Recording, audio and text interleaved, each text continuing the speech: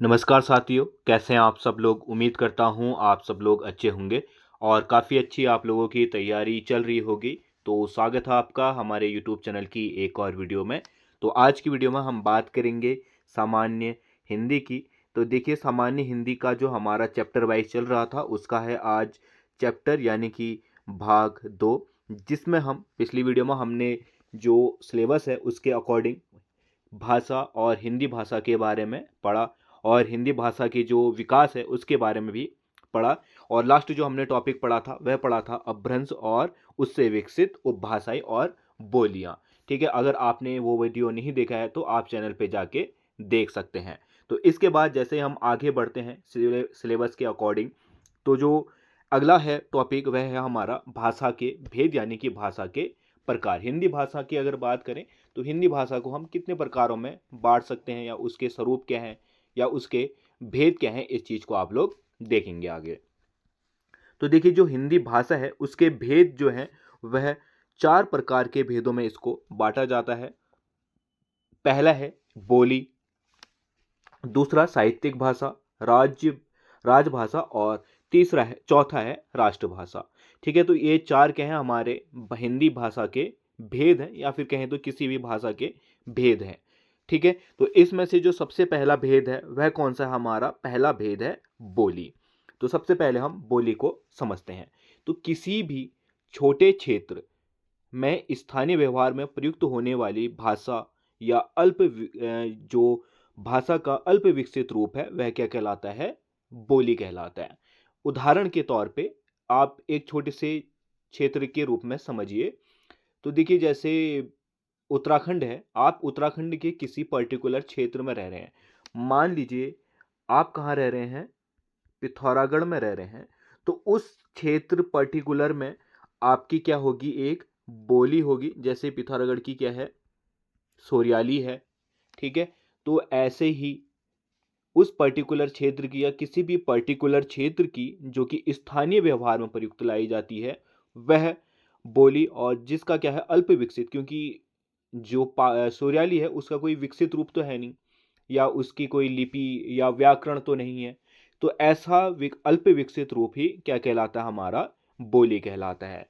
ठीक है, तो और दूसरी हम आसान भाषा में समझे तो जिसका कोई लिखित साहित्य रूप नहीं हो उसको हम क्या कहते हैं? बोली कहते हैं। ठीक है, या कोई लिखित व्याकरण नहीं हो, लिखित साहित्य नहीं हो या व्याकरणिक रूप नहीं हो, वह सारी चीज़ें क्या कहलाती हैं? हमारी बोली कहलाती हैं। ठीक है, और बोली को देशज भी कहा जाता है। बहुत ही इंपॉर्टेंट है, इस चीज़ को आप नोट कीजिएगा कि देशज किसे कहा जाता है? तो देशज कहा जाता है हमारा बोली को। भारत में 600 से अधिक बोलियां हैं और उनमें से सबसे प्रचलित बोली कौन सी है? खड़ी बोली है। बहुत इंपॉर्टेंट है, इसको आप लोग जरूर नोट कीजिएगा। ठीक है, विभिन्न बोलियों में से सबसे अधिक जो प्रचलित बोली है वह कौन सी है? हमारी खड़ी बोली है। फिर जो दूसरा प्रकार था या भेद था हमारा वह है हमारा क्या? साहित्यिक भाषा।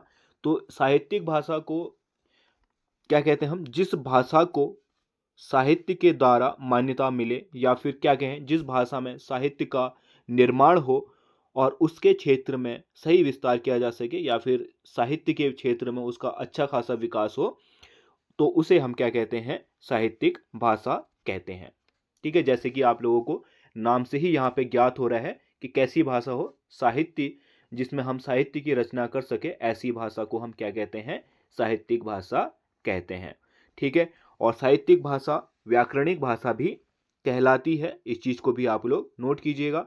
देखिए, जो ये नोट्स है पीडीएफ का, ये मैं हमारे जो टेलीग्राम चैनल है वहाँ पे मैं डाल दूंगा। अगर आप लोग कहेंगे, नीचे कमेंट करेंगे, तो मैं आप लोगों को ये टेलीग्राम चैनल के जरिए आप लोगों तक पहुँचा दूंगा। मुझे सिर्फ आप लोग नीचे बता दीजिए ताकि मैं आपको क्या, मुझे पता चल सके कि आप लोगों को इस नोट्स की या आपको नोट्स पसंद आए हैं और आपको नोट्स की ज़रूरत है। तो मैं पर डे के जो जितने भी नोट्स मैं बनाता हूँ उसको फ्री ऑफ कॉस्ट कहाँ पे? हमारे टेलीग्राम लिंक चैनल पे डाल दूंगा। ठीक है, आप मुझे सिर्फ एक कमेंट करके बता दीजिएगा। ठीक, तो साहित्यिक भाषा को हम क्या कहते हैं? व्याकरणिक भाषा भी कहते हैं। जो साहित्यिक भाषा है उसके उदाहरण के तौर पे हमारी ब्रज भाषा होगी, अवधी होगी। ठीक है, अंग्रेजी हो गई, खड़ी बोली हो गई, ये सब हमारी क्या है, साहित्यिक भाषा है। फिर जो अगला भेद है वह है हमारा राजभाषा। राजभाषा किसे कहते हैं? वह भाषा जो देश के राजकीय या शासकीय कार्यों के लिए उपयोग में लाई जाती है उसे राजभाषा कहते हैं। ठीक है, तो ऐसी भाषा जो देश के मुख्यतः सरकारी या राजकीय, जिससे हमारा राजकीय मतलब कि जो हमारे देश का शासन चला रहे हैं, उनमें जिस भाषा का या शासकीय जो शासन चलाने में प्रयोग की जाने वाली भाषा है, उन भाषा को हम क्या कहते हैं? राजकीय भाषा या राजभाषा कहते हैं। ठीक है, तो अगर बात करें भारत की राजभाषा की, तो भारत की राजभाषा कौन सी है? हिंदी है।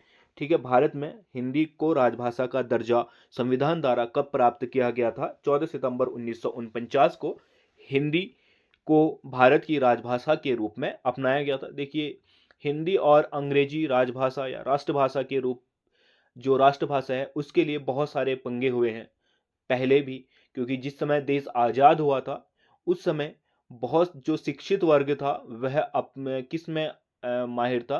अंग्रेजी में माहिर था। तो उन लोगों के द्वारा, अधिकतर लोगों के द्वारा क्या कहा गया था कि हिंदी को जगह हिंदी की जगह किसको राजकीय या राष्ट्रीय भाषा बनाया जाए, राजभाषा बनाया जाए, वह किसको? अंग्रेजी को। अंग्रेजी के समर्थक ज़्यादा थे, परंतु उसके बाद 14 सितंबर 1949 को, ठीक है, सर्वमान्यता से हिंदी को राजभाषा का दर्जा प्राप्त हुआ। इसीलिए हम प्रतिवर्ष 14 सितंबर को हिंदी दिवस के रूप में मनाते हैं। क्यों? क्योंकि 14 सितंबर 1949 को इसको राजभाषा के रूप में ग्रहण किया गया था। ये तो हमने बात की कि क्या हिंदी को 14 सितंबर 1949 को राजभाषा के रूप में अपनाया गया था। तो हिंदी के ही भारत के संविधान में राजभाषा संबंधी जितने भी नियम हैं वह भाग 17 के, ठीक है, अनुच्छेद, जो हमारे भाग हैं उनमें भाग 17 के अनुच्छेद 343 से, ये 45 हो गया है, कितने से? 343 से 351 तक राजभाषा संबंधी सारे नियम यहाँ पे उल्लेखित हैं। ठीक है, पूछता है कि राजभाषा से संबंधित सारे नियम कहाँ पे उल्लेखित हैं? तो अनुच्छेद 343 से 351 तक इन सारे नियमों का वर्णन मिलता है। ठीक है, तो इन जितने भी अनुच्छेद हैं इनको आपको डेप्थ में पढ़ने की ज़रूरत नहीं है। जब आप पॉलिटिकल पढ़ेंगे वहाँ पे आप लोग इसको पढ़ सकते हैं। हिंदी में यहाँ पे इतना इससे सवाल नहीं बनते हैं।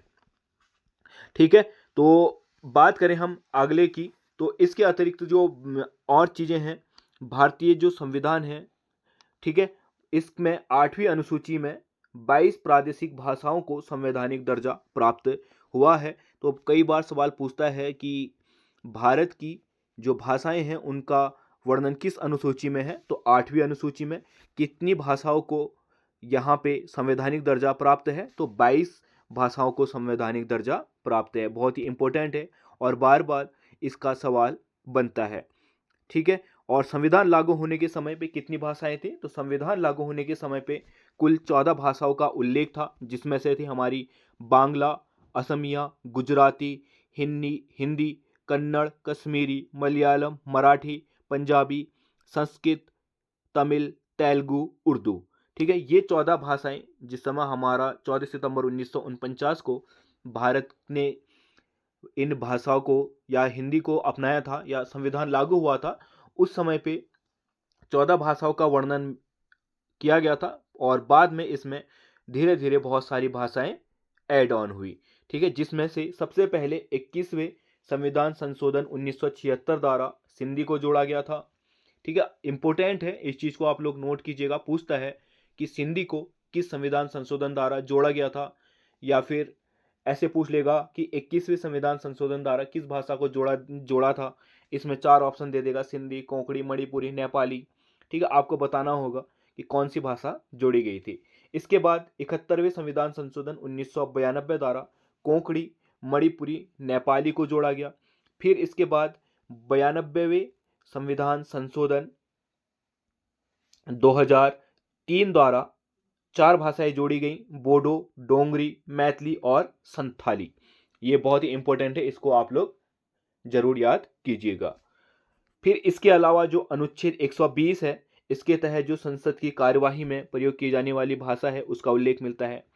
ठीक है, जो भी हमारी संसद में की कार्यवाही होती है उसमें जिस भाषा का प्रयोग किया जाता है उस भाषा का उल्लेख कहाँ मिलता है, हमारा अनुच्छेद 120 में।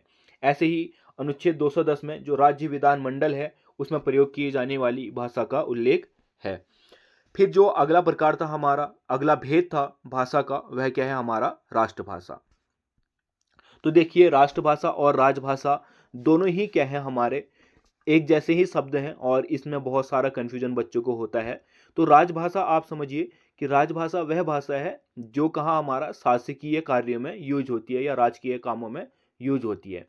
और राष्ट्रभाषा वह होती है जो किसी देश की कुल 60% जनसंख्या द्वारा बोली जाती है।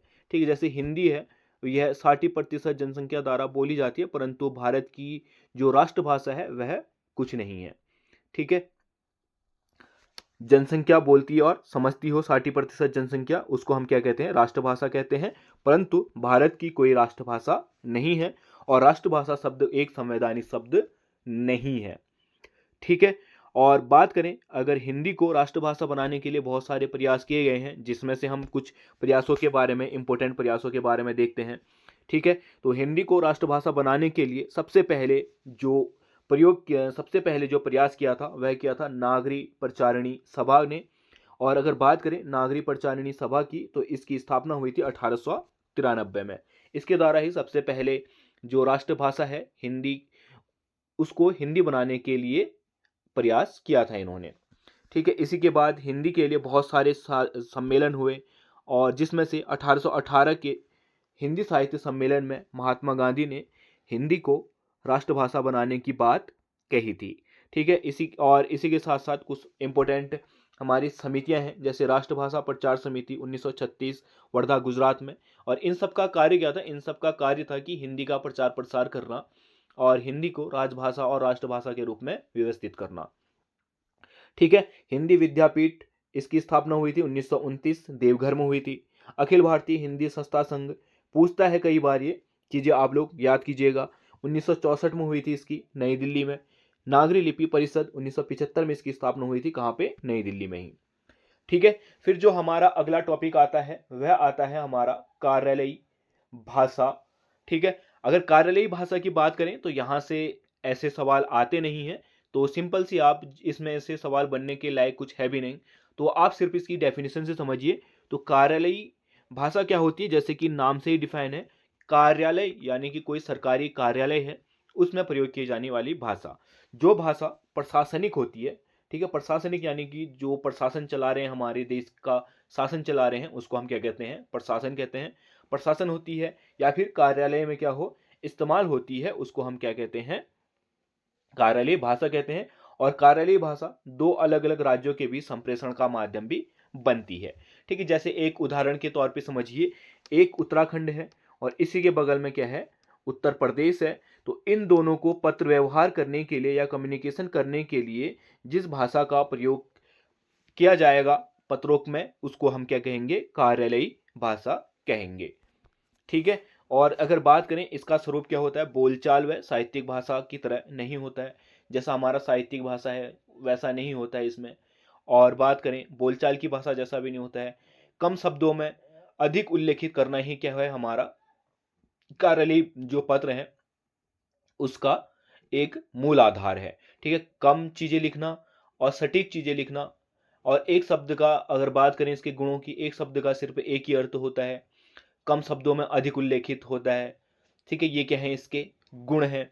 साथ ही जो कार्यालयी भाषा है उसमें अलंकार का प्रयोग नहीं होता है, अलंकार वर्जित होता है। और इसमें क्या कहते हैं, एक व्यक्ति विशेष के लिए पत्र बहुत कम लिखे जाते हैं, किसी समूह के लिए या किसी कार्यालय के लिए ही लिखे जाते हैं। ठीक है, व्यक्ति विशेष का संबोधन नहीं होता है यहाँ पे, ये भी क्या है, इसकी एक खूबी है। व्यक्ति विशेष का संबोधन ना करके यहाँ पे क्या किया जाता है, सामुदायिक या सामूहिक जो संबोधन है वह किया जाता है। ठीक है, तो ये क्या है, हमारे कार्यालयी भाषा के प्रकार है। ठीक है, फिर इसके बाद जो हमारा अगला टॉपिक आता है, ठीक है, वह आता है हमारा कार्यालयी भाषा होगी हमारा। इसके बाद अगला टॉपिक आता है हिंदी की बोलियां। ठीक है, हिंदी की बोलियां हमने देख लिया है और हिंदी की बोलियां मैंने आपको इससे पहले बता दिया है, ये भी टॉपिक हमारा कंप्लीट हो गया। ठीक है, इसके बाद आता है उत्तराखंड प्रदेश की प्रमुख बोलियां। ठीक है, तो उत्तराखंड की प्रमुख बोलियों के बारे में हम इसके नेक्स्ट पार्ट में चर्चा करेंगे, यानी कि चैप्टर 3 में हम उत्तराखंड की प्रमुख बोलियां, उसमें गढ़वाली, कुमाऊनी और जौनसारी, इन तीनों के बारे में बात करेंगे कि किस क्षेत्र विशेष में कौन सी भाषा बोली जाती है। जैसे अल्मोड़ा में कौन सी बोली जाती है, ठीक है, बागेश्वर में कौन सी बोली जाती है, चमोली में कौन सी बोली जाती है, हमारा ऊपर उत्तरकाशी में कौन सी बोली जाती है, पिथौरागढ़ सोर क्षेत्र में कौन सी बोली जाती है, अस्कोट, सीराकोट, इन क्षेत्रों में कौन कौन सी भाषाएं बोली जाती हैं। मुख्य जो बोलियां हैं उत्तराखंड की, उनके बारे में हम चर्चा करेंगे। तो हम मिलते हैं अगली वीडियो में। अगर वीडियो पसंद आई है तो वीडियो को लाइक कर देना और चैनल में नए हो तो चैनल को सब्सक्राइब करके जरूर जाना। हम मिलते हैं अगले वीडियो में, तब तक के लिए बाय।